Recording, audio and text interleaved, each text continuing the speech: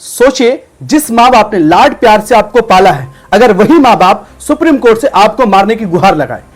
जब supreme court के जज ही इंसाफ सुनाते वक्त फूट फूट कर रोने लगे, इंसाफ लिखने वाली कलम जब थरथराने लगे। यह मामला है पैसिव यूनिथेशिया की, यानी इच्छा मृत्यु की। दरअसल 2013 में चंडीगढ़ में एक 32 साल का लड़का बिल्डिंग से गिर जाता और गिरने के बाद इतनी सीरियस इंजरीज होती है कि उनकी ब्रेन डेथ हो जाती, यानी वो कोमा में चला जाता। माँ बाप उम्मीद के मारे पिछले 13 साल से बेड पे पड़े इस बेटे की सारी जरूरत का ख्याल कर रहे थे, लेकिन उम्मीद के हारे और थके माँ बाप ने 2026 में सुप्रीम कोर्ट से अपने ही बेटे को लगते जिगर को मारने की गुहार लगाई। आपको बता दूं कि इंडियन कॉन्स्टिट्यूशन के अंदर article 21 right to life and personal liberties की बात करता है, यानी एक इंसान को जो जिंदगी जीने की जो सारी सहूलियत है वो उनका बुनियादी हक है, उन्हें दिया जाए। चाहे वो हम फ्रेश एयर की बात करें, हम फ्रेश वाटर की बात करें, हम राइट टू स्लीप की बात करें, हम राइट टू प्राइवेसी की बात करें, हम ये सारे राइट टू लाइफ के अंदर ही आता है। लेकिन राइट टू लाइफ के अंदर राइट टू डेथ शामिल नहीं होता है।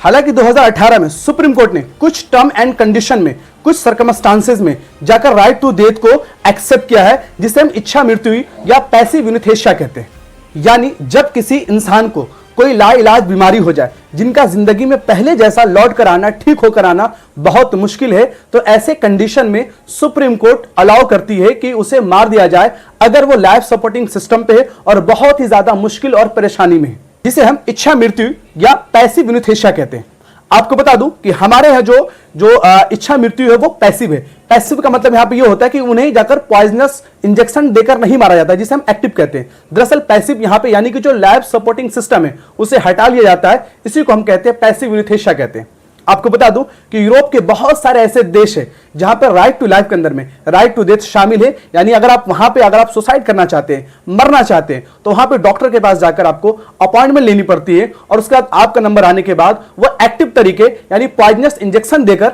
आपकी जिंदगी के लीला को हमेशा हमेशा के लिए समाप्त कर देती है। इच्छा मृत्यु है यानी पैसिव यूनिथेशिया है, ये दो कंडीशन पे दी जाती है। यानी पहली कंडीशन वो जिसे हम लिविंग विल कहते हैं, जब इंसान अपनी जिंदगी में ही ये वसीयत कर दे कि मुझे फला फला बीमारी हो जाए, मुझे जाकर मैं कोमा में चला जाऊं, तो ऐसे कंडीशन पे मुझे मार दिया जाए, जिसे हम जाकर कहते हैं लिविंग विल देना। अदरवाइज अगर किसी इंसान को लाइलाज बीमारी हो गई और उसके बाद माँ बाप सुप्रीम कोर्ट से गुहार लगाते हैं उन्हें उनकी जिंदगी के लीला को समाप्त करने की, तो सुप्रीम कोर्ट जजमेंट देने से पहले एक मेडिकल बोर्ड बनाती है और मेडिकल बोर्ड इस बात की जांच करती है क्या वाकई उस इंसान का जिंदगी में दोबारा ठीक ठाक होकर वापस लौटना मुश्किल है। तो फिर सुप्रीम कोर्ट इस कंडीशन पे क्या करती है, इच्छा मृत्यु जाकर ग्रांट करती है।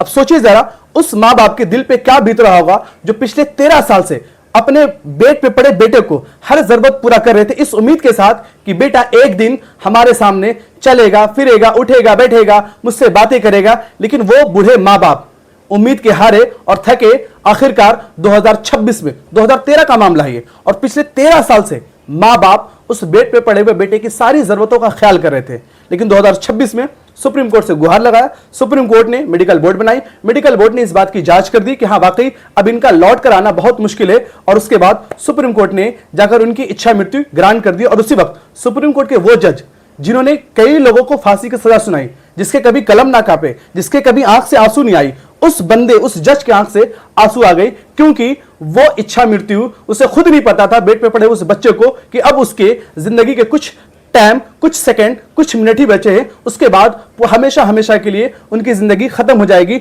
और वो माँ बाप दिल पे कितना बड़ा पत्थर रखकर उन्होंने इस तरह की जाकर सुप्रीम कोर्ट से गुहार लगाई होगी। भगवान न करे किसी माँ बाप के सामने ऐसे हालत आए कि जब वो खुद अपने पेट में पले बच्चों को मारने की सुप्रीम कोर्ट से गुहार लगाए।